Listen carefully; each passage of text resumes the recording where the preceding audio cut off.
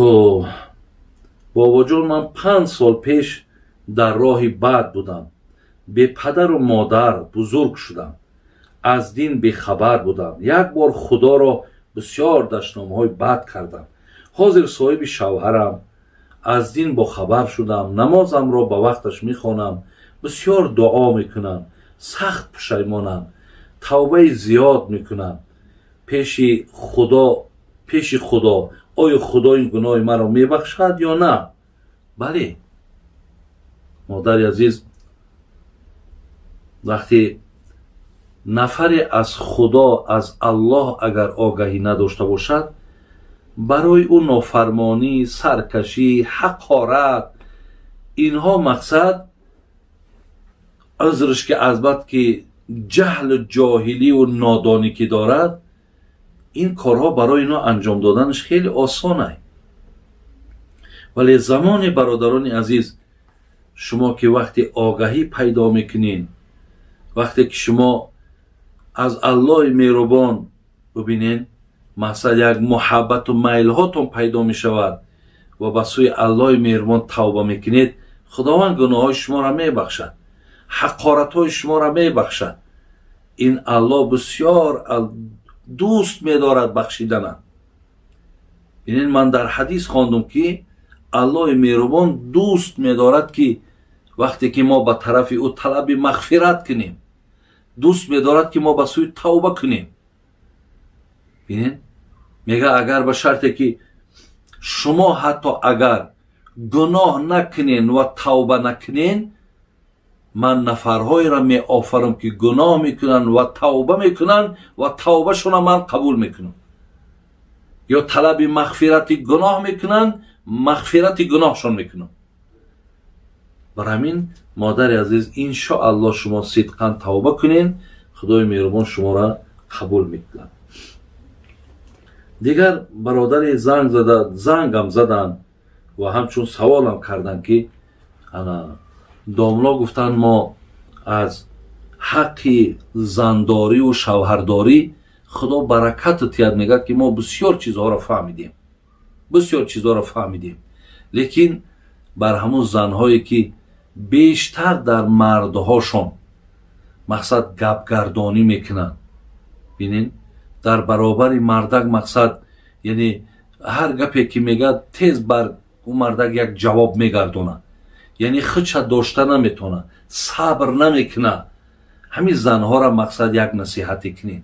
من خواهرای عزیز، من این چیزا درک میکنم که چگونه که شما از شوهرهاتون شکایت میکنین، اگر همین خصلت در کدام است باشه، یعنی وقتی در برابر مرد یک گپ میزنه، وقتی جواب او مردک میگردانی، وقتی در حال مقصد در یک گپش دو گپ جواب میگردانی، تو هیچ وقت روزی خوش نمیبینی.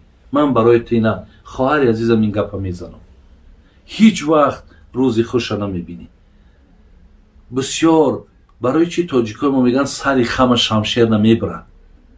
ولی بینین مادرای عزیز، اگر همون مردک یگان گپ هم زد، بینین یک گپ زد، دو گپ زد، اگر شما در برابر او وقتی که چیزی نمیگین، ببینین خاموش میستیم، و اگر چنده که تو داری قدرتی که بر او مثال جوابی گپشو بگردانی، وقتی خاموش میستی، باور کن خواهرای عزیز، در دل همون مردک هم با یک دوستداری و با یک حرمتی تو پیدا می شود.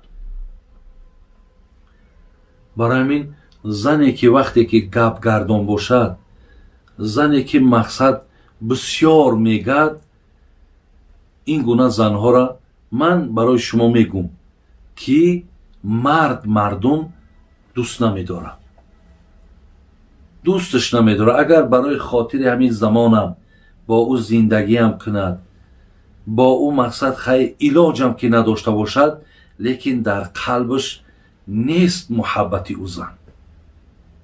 ببینید وقتی مردک اگر زن دوست نداشت، بسیار کارهای نیکی را که مردک میخواد در حق زنک بکنه، از بس که دیلش که بعدش میبینه نمیکنه.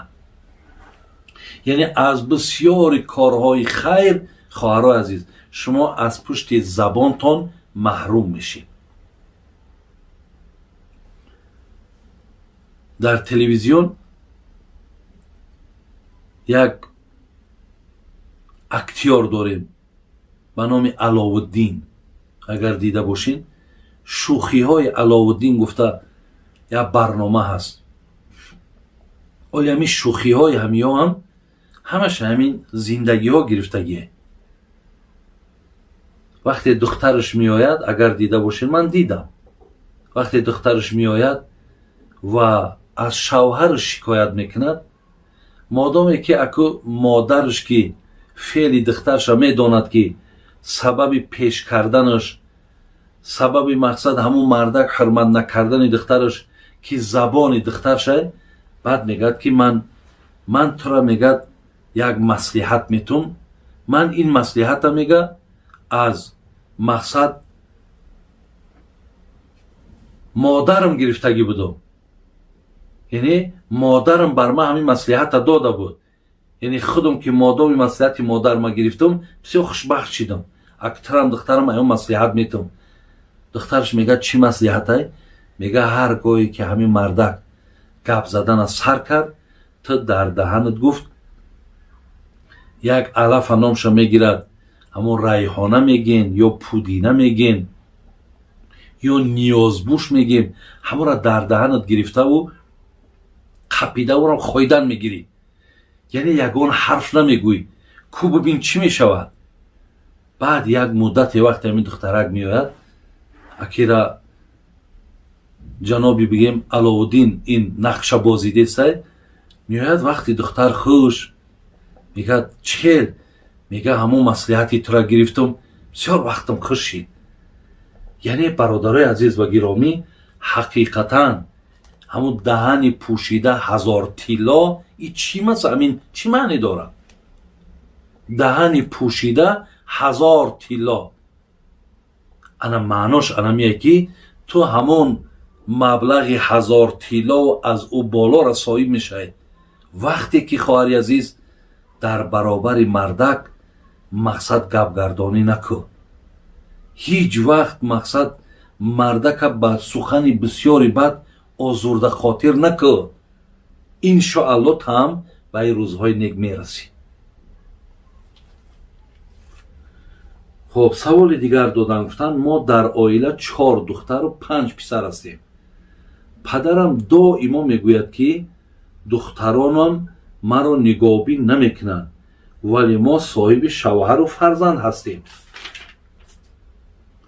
به اجازت شوهر کاری کرده نمیتونیم. آیا ما دخترها در همین جا گناهگاریم؟ اکو پدر و مادر گیله میکنن، لیکن باید پدر و مادرها از زنهای شوهردار، از دخترکای شوهردارشون باید گیله نکنن. شما اگر به شرطی که یعنی همون خدمت دختر در کار باشد، از شوهرش اجازت بگیر، بگو داماد همین دخترک مرا یک 3 روز نمیمانی که من همینجا نیازی به همی دارم، یک 3 روزه 4 روزه را همینجا یک لباسکام تازه کنه، یک خانه و درم تازه کنه. اگر همون شوهرش اجازتش داد بسیار خوب، اگر اجازت هم که نداد، پدرها و مادرای عزیز شما در اینجا خفه نشید، بلکه ای بچه‌هاتون طلب کنین. وقتی بچه‌هاتون باشد بگذار خدمت شما را بچه‌ها کنن، کلین‌هاتون کنن، انشالله اینش نور بالای نور میشه. برای همین خواهرهایی را که شوهراشون اگر اجازت ندادن، اینجا در این خواهرای ما گناهگار نمیشوند. برادران عزیز و گرامی، در اینجا با سوال و جواب ما خاتمه میبخشیم.